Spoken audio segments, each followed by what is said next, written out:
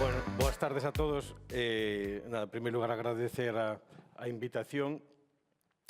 Para unha persona introvertida como min, que acostuma a falar de hormigón, facer un exercicio deste tipo, aquí diante de ustedes de falar da miña vida non deixa de ter a súa complicación. En primeiro lugar, direilles que eu este aquí non deixa de ser un error do sistema. Ou a súa mellor virtud.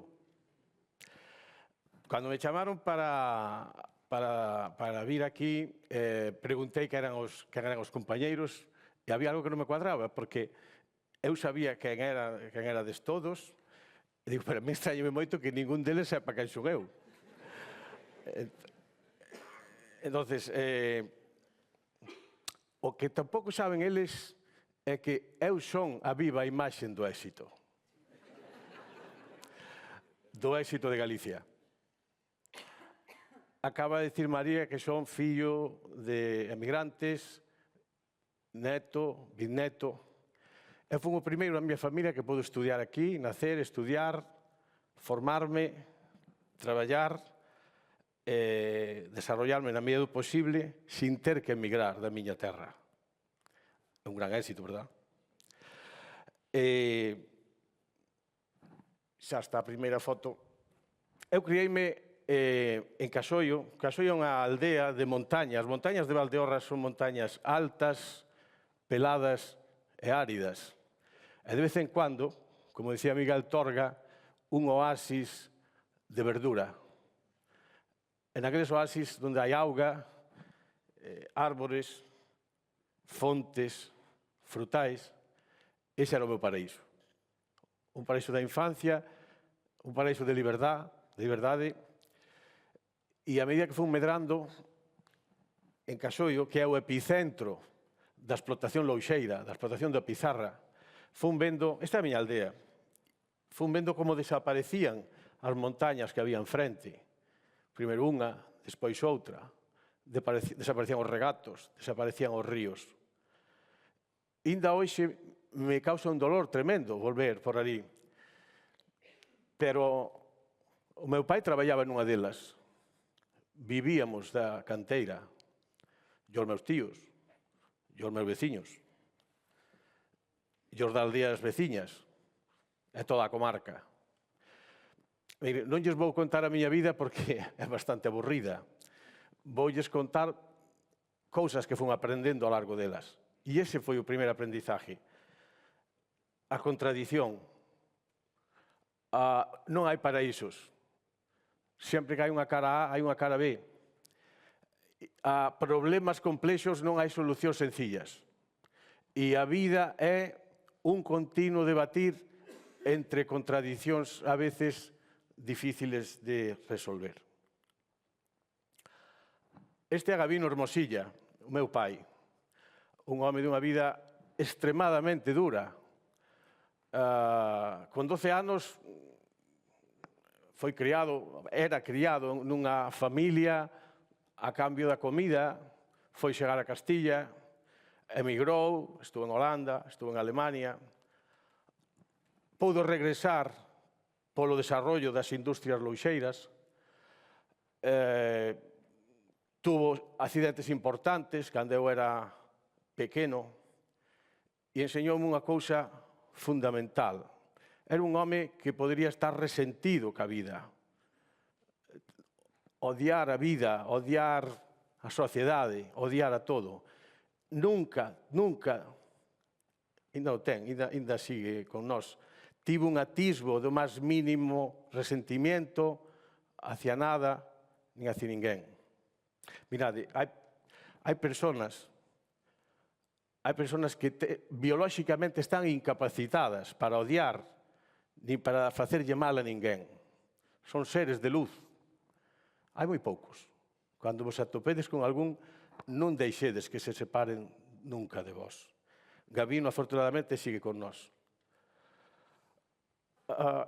Este edificio que vedes aquí é a Universidade Laboral de Ourense. As universidades laborales, como sabedes, foi o gran proxecto educativo da Falange, o franquismo.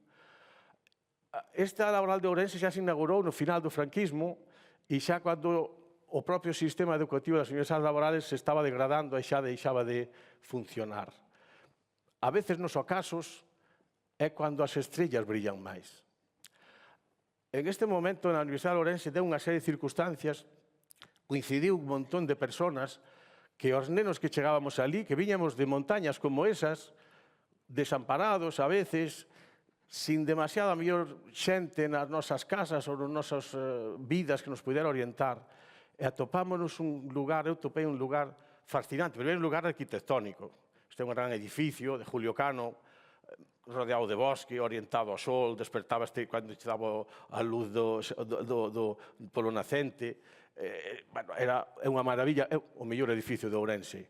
Descubrín o valor da arquitectura como ben social, a capacidade para transformar a vida da xente. Pero atopeime unha serie de xente que me enseñaron o compromiso, xente que cumpría o deber, xente que me enseñou que me trataron de axudar cando eu dubidaba, e algo que é moi fuerte, que transforma as persoas, que é cando alguén confía en ti. A forza que podes coller cando alguén confía en ti. E a capacidade que tes tú de medrar cando alguén deposita confianza en ti e tú non te ves capaz de defraudar, ni moito menos. Eso aprendino. Aquí había cousas. Aquí naceu Sarabela Teatro. Aquí naceu Redimoas, un dos proxectos conservacionistas máis importantes de Galicia. Había personaxes do mundo da escritura, da escultura, do teatro, como acabo de dicir. Un lugar fascinante. Durante moito tempo da miña vida o deporte era algo fundamental. Eu sou unha persona moi obsesiva, para mí non hai principio, non hai camiño, cando algo me interesa teño que chegar ao fondo, e se xogaba baloncesto eu quería ser xogador de baloncesto. E aprendi dúas cousas: o esforzo, a constancia, a tenacidade. Con eso podes conseguir casi todo. A veces, aínda que poñas todo o que tes, non chegas. E cando chega a derrota, non podes permitir que a derrota te funda e te destroce. Tens que aprender a perder. Aprender a perder e aprender a recuperarte e seguir vivo ainda despois da derrota. E outra cosa moi importante, confiar en ti cando ninguén confía en ti. Cando todos confían en ti, porque estás nun momento moi tal, é moi fácil. Confía en ti cando nadie confía en ti. Este edificio a min cambioume, vou lentísimo, este edificio cambioume moitísimo.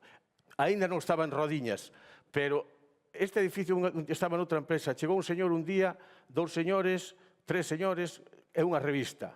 Enseñaron unha revista e dicir, mira, queremos facer un edificio como este, que era un edificio en Cataluña, prefabricado, 100% prefabricado, e dixeronme, podes facer algo así? Digo, sí. Danos un presupuesto. Doi un presupuesto, ao cabo dunha semana, dime, aceptado. Digo, pero aceptado? Eu nunca había feito tal cousa, non tiña onde, non sabía como. É dicir, a veces, evolucionar na vida requiere un pouco de certa, tirar hacia adiante, confiar, esperar a saber todo para actuar, lévate á inacción. A veces tens que actuar, ainda dudando, sin saber. Aprendi unha cousa, dinme conta de que podía facer casi todo, con todos os demais que me rodeaban, por suposto. Despois desto, veo a gran crisis. A crisis pillounos, aquí están a miña familia, a miña muller, os meus fillos. A crisis pillounos, foi un misil na línea de flotación. Pillounos a crisis económica, deixounos sin ingresos durante un montón de meses, con hipoteca, con 3 críos, con unha enfermedade larga, moi larga, demasiado larga, demasiadas horas baixo as luces de urxencias e de observación. E aí aprendín algo moi importante. Quero dicir, todo ten un custe. E aprendín que todo é relativo nesta vida. E que o máis importante dá igual os soños, dan igual os edificios, dan igual, supoño, que os traxes, os libros. O máis importante é a xente que tes ao teu lado. A xente que está cando non tes máis hacia onde caer. Por iso, o meu agradecimento hacia eles é infinito. Podían estar eles aquí, porque se algo fixen na vida, foi con eles e foron eles. E chegamos ao momento Rodiñas. Rodiñas, bueno, estas son algunhas obras, pero Rodiñas máis alá das obras, o que pretendemos que sea, o que queremos que sea, quer dicir, é unha empresa que está nun territorio, que forma parte dun ecosistema de construcción, dun ecosistema industrial.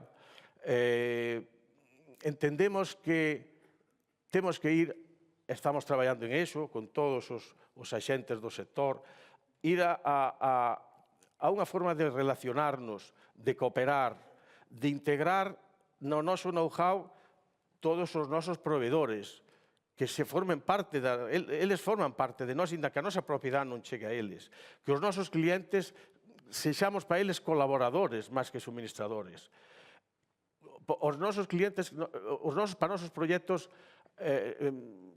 todos teñen importancia, pero en algúns que entendemos que podemos resolver e podemos contribuir a resolver a veces problemas importantes, eso motívanos moito máis. Poños un exemplo. Hai moito tempo facemos cousas moi espectaculares, como vedes algunhas por aquí. Chamáronnos da Costa do Sol, por que non íbamos facer cousas ali, que ali pagaríannos moitísimo polo que facemos, que a calidad que temos e que tal. Non o víamos e realmente a única maneira que tuve de evitar que me seguiran presionando foi dicir, miren, é que non me motiva ir á Costa do Sol a facer vilas para a xente que só ten diñeiro, que non vai apreciar absolutamente nada do que facemos. Estábamos construindo, non está aquí, oirían falar do Hospital de Protonterapia de Santiago, naquel tempo. E dixen, mire, se a nosa capacidade, a nosa técnica, o noso esforzo, axuda a adiantar 6 meses a construción dun hospital de protonterapia. Non sei cantas vidas se van a salvar, pero unha sola motívame infinitamente máis que todas as villas que podamos facer en Marbella. Pero Rodiñas non son só as obras, nin a interacción co sector, nin con todo iso. Rodiñas son personas, son equipos, son a xente. E unha cousa que é fundamental, en Rodiñas nunca houve fichajes estrella. Todos somos da casa, todos aprendimos, todos fomos medrando uns cos outros. E sabemos que todos temos un valor independentemente en calquera outra empresa que estuveramos, pero todos xuntos, cada un no seu punto do sistema, somos infinitamente máis potentes. E xa para acabar, xa sei que vou moi pasado, pero vou rematar solo con non deixa de ser unha voutade, pero vou citar unha frase do profesor Villares.